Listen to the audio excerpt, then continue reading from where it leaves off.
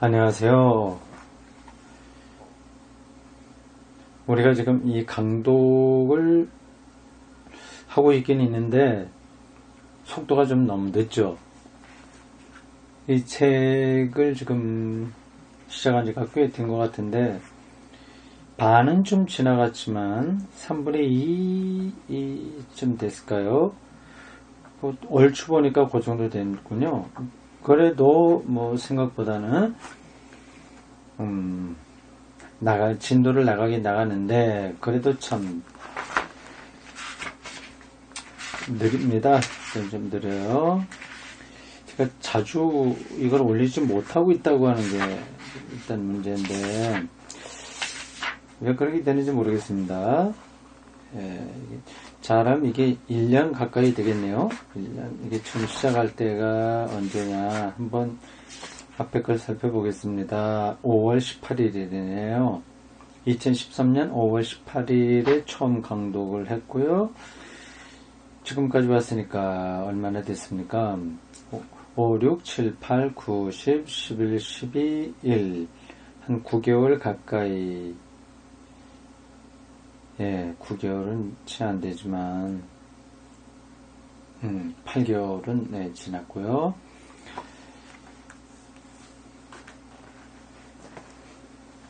이 책의 내용이 뭐라고 표현을 하면 좋을지 모르겠지만 무난한 게 좀 아니에요. 신학적인 것만도 아니고 종교학적인 거이기도 하면서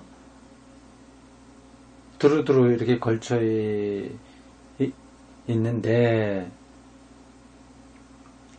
그런 것만 좀 따라가기 힘든 요소가 아니라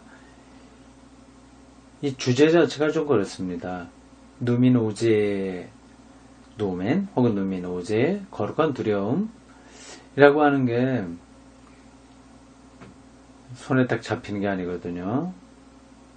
그리고 거기에 미세한 차이들이 많이 들어있거든요. 그래서 그거를 따라가는 게 좀 어렵기도 하죠. 용기를 내서 더 가보겠습니다. 오늘은 조금 속도를 빨리 내서 이 루터 부분은 다 끝마쳤으면 좋겠습니다. 네. 가지고 있는 제 책으로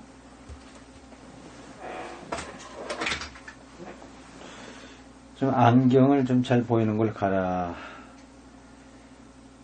이제 썼습니다. 182쪽 중간 늘 부분부터입니다. 읽겠습니다. 이와 같은 상황은 우리를 한 걸음 더 나가게 한다. 계시되지 않은 신과 두려운 위압성에 대한 표현들에는 분명히 우리가 전에 제일 먼저 분석했던 노면적인 것의 요소들, 특히 노면적인 것의 두렵고 압도적인 요소들만이 나타나고 있음을 볼 수 있다. 그렇다면 루터에게서 매혹성의 요소는 어떻게 된 것인가? 노면적인 것들이 위압적인 거하고 매혹적인 걸로 나타나잖아요. 주로 이제 위압적인 거가 루터에게 많이 나타나는데 매혹성은 어떻게 됐냐 하는 그런 질문입니다. 그것은 그에게는 결여되어 있고 그 대신 단지 신뢰할 만하다거나 사랑과 같은 합리적인 수로들과 이에 해당하는 심정적 요소들, 즉 신뢰로서의 신앙만이 자리 잡고 있는 것일까? 물론 그렇지 않다. 아니죠. 루터가 찬송가도 많이 지고 했는데요.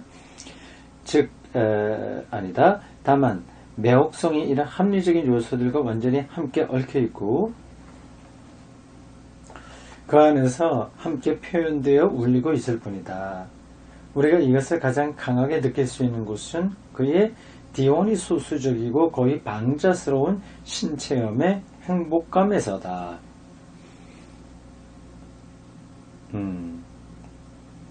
이제 루터의 글을 인용합니다. 랑엔판 11권 194면에 있는 겁니다. 그리스도인들이란 가슴으로 기뻐할 수 있으며 찬송하고 두들기며 춤추고 날뛰는 사람들이다. 우리가 하나님을 신뢰하고 뽐내며 즐거워하면 하나님은 기뻐하시며 우리의 마음은 부드러워진다. 이러한 선물은 순전히 우리의 가슴에 불과 빛이 되어 우리는 평생 기쁨으로 춤추며 뛰노는 일을 그치지 않을 것이다. 누가 이것을 충분히 찬양하며 말할 수 있으랴. 그것은 말할 수도 파악할 수도 없는 일이다. 만약 당신이 그것을 진정으로 가슴에 느낀다고 할 것 같으면 그것은 너무나도 큰 일이라. 당신은 그것에 대하여 무언가 말하기보다는 차라리 침묵을 지키게 될 것이다. 네, 그렇죠. 여기서 우리는 합리적인 것과 비합리적인 것의 얽힘과 이에 따른 합리적 표현의 심화된 의미에 대하여 논한 바를 고려해야 할 것이다. 마치 전율을 일으키는 누멘의 요소가 신의 준엄성과 형벌과 정의와 섞여 있듯이 누멘의 지복적인 면도, 지복이요, 가장 지극한 복, 누멘의 지복적인 면도 순전히 선하심으로 차고 넘치는 하나님과 함께 얽혀 있는 것이다. 미음. 그러나 일반적으로 루터에게서 누멘적인 요소는 그의 신앙의 개념 자체에 그리고 실로 그의 신비주의적인 면에 박혀 있다. 우리는 여기서 루터와 신비주의와의 관계를 간과할 수 없다. 그렇죠. 수도회 아우구스티누스 수도승이었고 신비주의적인 요소가 있습니다. 신비주의적인 요소라고 하는 것은 그러다 오해하면 안 되거든요. 비합리적이다 이제 그런 뜻이 아니라 어느 너머의 어떤 리얼리티를 보고 있다고 하는 뜻입니다. 가겠습니다. 실로 루터에게서 하나님에 대한 인식과 사랑 대신 신앙이 점점 더 강하게 대두되는 것이 사실이며 이것은 신비주의에 비하여 볼 때 그의 종교 자세의 상당한 질적 변화를 의미하는 것이다. 그러나 이 모든 변화에도 불구하고 확실한 것은 루터의 신앙 개념에는 그것을 영혼의 신비적 기능들과 연관된 것으로 보이게 하며 루터교의 교이론에서 가르치고 있는 신앙이 지닌 합리적 확정성 내지 정돈성과 분명히 구별시켜주는 아주 확실한 특징들이 존재한다는 점이다. 아이고, 이거 번역이라서 확 들어오지 않네요. 그래도 나가겠습니다. 더 가겠습니다. 하나님의 인식과 사랑과 마찬가지로 루터에게서 신앙이란 언제나 그리고 끝까지 하나의 기이하고 신비한 것과의 관계로서 그리고 동시에 인간을 하나님과 하나로 만드는 하나님과의 접착이라는 신비스러운 영혼의 힘으로서 남아있는 것이다. 하나가 되는 것은 신비주의적인 것의 특징이다. 신앙은 인간을 하나님과 하나의 떡으로 만든다거나 또는 혹은 반지가 보석을 지니고 있듯이 그리스도를 품고 있는 것이라고 루터가 말할 때 그는 결코 비유적으로 말하고 있는 것이 아니다. 적어도 타울러라고 하는 사람이 이와 같은 것을 사랑에 대하여 말하고 있을 때보다 더 비유적인 것은 아니다.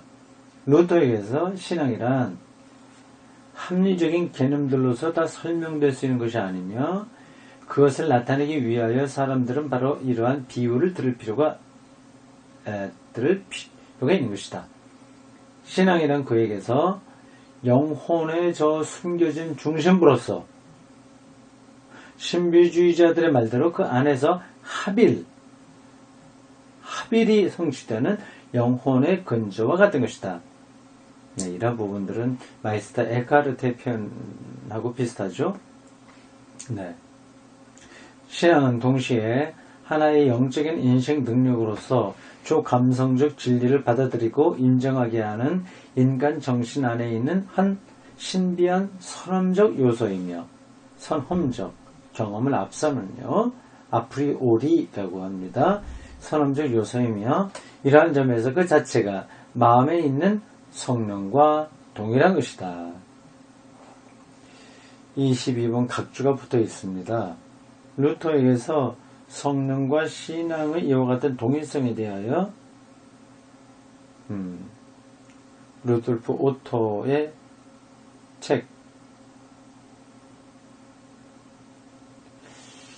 책이 아니라 아티클이군요. 아티클 루터스 Psychologie der Heilserfahrung 구원 경험의 루터의 심리학 대충 그렇게 볼 수 있습니다. 본문 가겠습니다. 신앙은 더욱이 우리 안에 있는 활동적이고 힘차고 창조적인 사물로서 히라보의 신들림에 아주 가까운 가장 강력한 감정 상태다. 신앙은 바로 바울 이래로 모든 열광주의자들이 항상 푸네마, 영에 귀속시켜왔던 그 모든 기능들을 떠맡는다.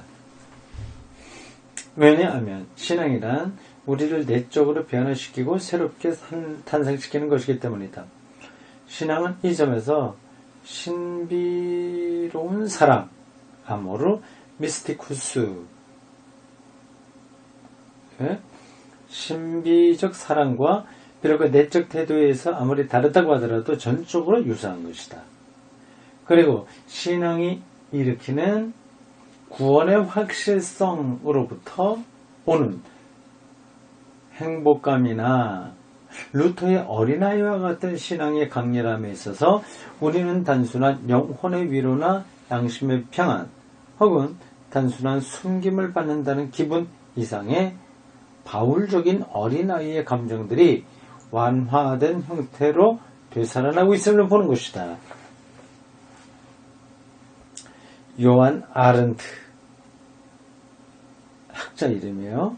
요한 아른트 1에 슈페너와 아놀드에 이르기까지 모든 후기 신비가들은 루터 신앙이 지니고 있는 이러한 면이 마음에 들어 항상 자신들의 것으로 삼았으며 그것에 관한 부분들을 루터로부터 신중하게 수집하여 합리화된 루터교의 교의적 공격에 대하여 스스로를 방어하는 수단으로 사용해 온 것이다. 루터의 신비주의적인 요소들을 이런 학자들이 이렇게 받아들여서 루터교의 합리적 이 공격에 대해서 방어를 했다. 네, 그런 뜻이라고 할 수 있어요. 그 다음입니다. 3. 왜냐하면 교파적 교리의 합리화에 대항하여 이 교파적 교리의 합리화라고 하는 거는요. 이 루터교도 교파잖아요. 장로교, 감리교, 침례교, 성결교 이런 이게 다 교파지 않습니까? 교파가 자리를 잡으려면 신학이 있어야 되거든요. 그 신학은 합리적으로 어떤 걸 표현하는 겁니다. 그러니까 장로교 같으면 칼뱅의 이중예정 그런 것도 교리 안에 들어오고요. 감리교 같으면 요한네스레가 얘기하는 성화 이런 거 강조하는 것들이 있죠. 그런 것들을 이제 교리적으로 설명을 해야 되니까 합리적인 거란 말이에요. 합리적인 작업을 할 수밖에 없는 거거든요. 그걸 가리켜서 교파적 교리 합리화라고 하는 표현한 겁니다. 다시 읽겠습니다. 왜냐하면 교파적 교리의 합리화에 대항하여 가톨릭과 개신교의 토양 위에서 나중에 피어난 서양의 신비주의는 비합리적 요소들을 보존하고 있기 때문이다. 서양의 신비주의와 기독교적 신비주의의 일반에는 그 최초의 움직임으로부터 시작하여 줄곧 우리가 전에 상술한 바에 비합리적 요소들을 쉽게 찾아볼 수 있다. 특별히 신비와 매혹성과 장엄성 위압성과 위압성의 요소들이 두드러지는 반면에 두려움의 요소는 후퇴하고 완화되어 있다. 그렇지만 그리스도교적 신비주의에는 두려움의 요소가 비록 완화된 형태이긴 하나 전혀 없는 것은 아니다. 그것은 신비주의자들이 말하는 음침함, 칼리고, 깊은 침묵, 알툼, 실렌티움, 쉬면, 밤, 영혼이 그 밑으로 내려갈 수밖에 없는 신성의 황야, 버림받음의 고통, 영혼의 고갈, 영혼이 견뎌야만 하는 지루함, 자아 상실로부터 오는 전율과 공포, 자아의 이탈과 파멸, 그리고 일시적인 지옥과 같은 것에 살아있는 것이다. 일시적인 지옥까지 포함되네요. 그 완전한 절망이죠. 죽음 경험이죠. 여기 나온 단어들 좀 설명이 필요하긴 한데 넘어가겠습니다. 절대 고독 뭐 그런 거 느끼잖아요. 이제 그 어떤 것으로 우리의 영혼을 다 채울 수 없으니까요. 좋은 집에 살고 싶잖아요. 좋은 집에 가면 그게 또 매너리즘이 되어버리고 맙니다. 그걸로 만족이 안 되는 거예요. 그 다음에 인용한 글이 나옵니다. 이게 누구 글인지 수소라고 되어 있는데 그 사람 이름인가요? 어쨌든 읽어보겠습니다. 신도 초라는 곳에 있는 이 불가해적인 산에는 모든 순수한 정신들이 감지할 수 있는 까마득한 시면이 존재한다. 까마득한 시면. 거기서 영혼은 감추인 무명성과 놀라운 소의 속으로 들어간다. 그리고 거기에는 모든 피조물들을 위한 끝없는 시면이 자리하고 있다. 거기서 정신은 죽어버린다. 정신, 가이스트죠. 정신, 영이라고도 할 수 있어요. 신성의 놀라움들 속에서 전적인 삶을 살면서. 그리고 가끔 그는 기도한다. 계속된 인용입니다. 오 하가 있도다. 당신의 노한 얼굴이 그렇게도 무섭나이다. 당신의 언짢아 얼굴을 돌리심이 그렇게도 견디기 어렵나이다. 나에게 화 있도다. 당신의 적대적인 말씀이 너무나도 불과 같다. 나의 마음과 영혼은 절단 하나이다. 후기 신비주의자들도 이러한 음절을 잘 알고 있다. 그리하여 십자가의 성 요한은 이렇게 이야기한다. 인용입니다. 신의 이러한 분명한 모습이 영혼을 난폭하게 덮쳐두르며 영혼은 그 약함 속에서 너무나 고통을 받아 모든 힘과 생명력이 그로부터 떠나버리며 감각과 영은 마치 어둡고 측량할 수도 없는 짐에 눌린 듯 너무나 고통을 받고 죽음과 같은 불안에 억눌려 영혼은 차라리 죽음을 완화와 소생으로 선택하기를 바란다. 오히려 죽음을 선택한다. 더 나가서 또 인용하는 문장입니다. 하나님의 위압성과 찬란함으로부터 네 번째 종류의 고통이 영혼의 약이 된다. 마지막 인용한 겁니다. 그런 거로 지금 계속해서 십자가의 성 요한의 이야기입니다. 그는 영혼을 파괴하고 분쇄하며 깊은 암흑 속으로 침몰시켜버려서 다시요. 그런 거로 그는 영혼을 파괴하고 분쇄하여 깊은 암흑 속으로 침몰시켜버려서 영혼은 마치 녹아버린 것처럼 느끼며 그 처참함이 무서운 영의 죽음에 의하여 파괴된 것 같다. 마치 아주 흉폭한 짐승에 삼켜서 그 캄캄한 위 속에서 씹히는 것과 같은 느낌이다.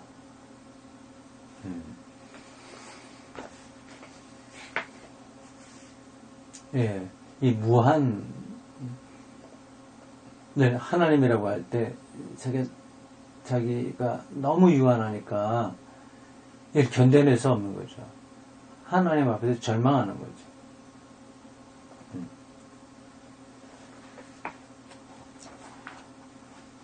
누멘의 비합리적이고 공포적인 것. 아니 악령적인 것이 가장 생생하게 살아있는 것은 야곱 뱀의 신비주의에서다. 야곱 뱀이 그가 아무리 그 이전의 신비주의의 주제들을 수용하고 있다고 하더라도 그의 사변과 신에 대한 지혜, 신지에 있어서 그는 이전의 신비주의와는 구별되고 있다. 이전의 신비주의와 더불어 그도 역시 신 자신을 세우고 이해하려고 하며 신으로부터 세계도 이해하고자 한다. 에카르트도 역시 그것을 원했다. 그리고 뱀에게서 역시 사변의 출발점은 원초적 근원, 우어그룬트, 아니 무원 근원이 없는 거예요. 운그룬트이며 초개념적이고 불가안적인 것이다. 그러나 그것은 뱀에게서 존재나 초존재라기보다는 충동과 의지이며 선과 선을 넘어서는 것이라기보다는 하나의 비합리적 무차별이요. 그 안에서 선과 악의 가능성이 둘 다 발견될 수 있는 선악의 동일성이다. 따라서 신성도 동시에 선과 사랑뿐만 아니라 분노와 진노의 이중적 형태를 지니고 있는 것이다. 네, 이 느낌은 아시겠죠? 말이 복잡하긴 합니다만은 뭘 얘기하려고 하는지를 따라갈 수 있어요. 뭐 동양에서도 그 비슷한 얘기를 합니다. 하늘은 인자하지 않다. 천불인 이렇게 얘기한다는가요? 그 비슷한 이야기입니다. 진노, 사랑만이 아니라 진노로 나타나는 걸까요? 가겠습니다. 뱀회가 여기서 하나의 화학적이고 물리적이다시피 한 신의 이야기를 만들어내고 있는 바, 그 구성과 유추들은 우습게 보인다 하더라도 그 뒤에 놓여있는 종교적 감정의 이상한 통찰들은 의미심장하다. 그것은 누면적인 것에 대한 통찰들로서 루터의 통찰들과 연관성을 지닌다. 뱀에게서도 역시 신의 합리적인 생동성과 위압성 그리고 두려움은 의지로서 파악되며 상징된다. 그리고 이것은 루터의 경우와 마찬가지로 도덕적 높이나 의의 개념들과는 근본적으로 독립적이며 선한 행동이나 악한 행동에 대하여 무관한 것으로 생각되고 있다. 도덕적인 가치 규범에 묶여있는 게 아니라고 하는 거죠. 그것은 오히려 하나의 분냄, 하나의 불같은 진노다. 무엇에 관한 진노인지를 알지 못하고 그저 진노 그 자체인 것, 하나의 본성적인 진노이며 만약 실제로 개념적으로 파악할 수 있는 분노로 심각하게 취해질 것 같으면 전혀 무의미한 그러나 진노이다. 무의미한 그러한 진노다.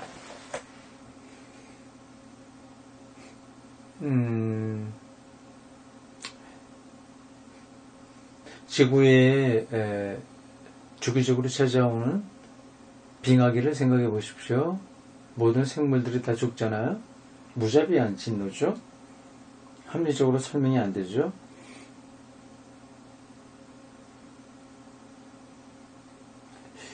그것이 두려움이라는 단순한 비합리적인 요소임을 다시요. 그것이 두려움이라는 단순한 비합리적인 요소임을 그리고 진노, 분노 등은 순전히 그것의 지시어들임을 모르겠는가. 만약 이러한 지시어들이 충분한 개념들로서 받아들여진다면 신화나 락탄시우스에게서 보이는 의인주의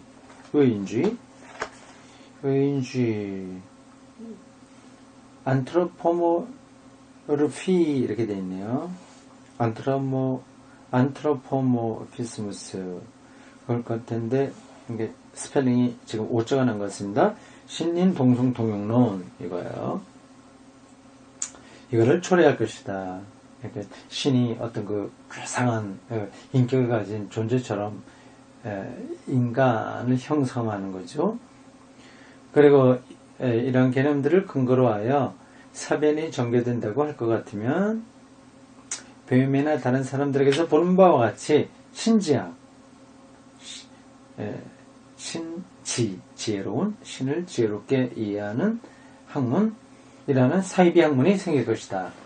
왜냐하면 모든 신지학의 특징은 감정의 유추적 표현을 지나지 않는 것들을 합리적 개념들과 혼동하여 이 개념들을 체계화함으로써 신에 대한 학문, 고테스 피센샤프트라는 한 괴물을 만들어내는 것이기 때문이다. 이 괴물은 그것이 에카르테에게서처럼 스콜라 철학적인 수로를 사용하든 혹은 뱀에서처럼 파라셀수스의 연금술적 재료들과 혼합물을 사용하든 혹은 해겔에서와 같이 정령 숭배적 논리의 범주들을 사용하든 혹은 붓상여사처럼 인도적인 미사역으로 만들어졌든지 간에 모두 똑같이 망측스러운 것이다. 여기서 거론된 모든 학자들이 이상하다고 하는 건 아니고 또 그런 부분이 있다는 걸 말하는 것 같은데요. 뱀해가 종교사적으로 중요한 것은 그의 신지학 때문이 아니라 신지학 부분들을 얘기하는데 거긴 이 학자들이 뛰어나다고 하더라도 그건 잘못이라고 하는 거죠. 그의 신지학의 배후에 누면적인 것에 대한 살아있는 감정이 같이 충만한 요소로서 술렁이고 있으며 이 점에서 루터 교파에서는 오히려 잃어버렸던 루터 자신의 유산을 그가 보존했기 때문이다. 신지학적인 어떤 그 관점들 그런 것들은 뱀에게서 잘못인 건데요. 그러나 이제 루터에게 있는 그 신비주의 요소 그런 것들을 그게 바로 노면적인 건데 그런 거를 뱀해가 포착했기 때문에 루터교에서는 오히려 그걸 잃어버렸고요. 그 중요한 학자다 이렇게 말하는 겁니다. 이제 거의 다 됐습니다. 4번.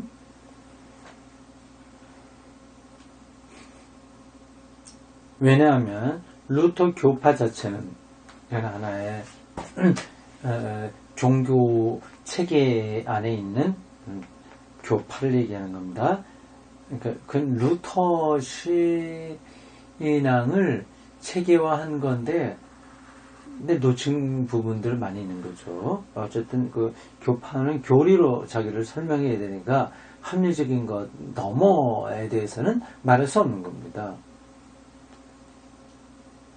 다시요. 왜냐하면 루터 교파 자체는 그리스도교의 신 개념에서 노면적인 것에 대해서 충실하지 못했기 때문이다. 그렇잖아요. 그럴 수밖에 없습니다. 루터 교파는 성스러움과 하나님의 진노를 도덕적 해석을 통해서 일방적으로 왜곡했다. 이미 요한 게르하르트 때부터 루터 교파는 신의 무감정을 다시 받아들였다. 아파르테이아, 신의 무감정.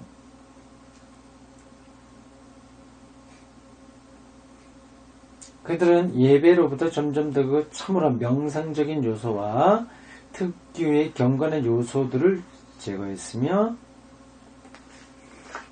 교리의 이상적인 개념적인 것과 교의적인 것이 오로지 감정에만 살아있는 것, 불가언적인 것, 그리고 가르침으로서는 전술할 수 없는 것들을 압도하게 됐다. 루터교회에서는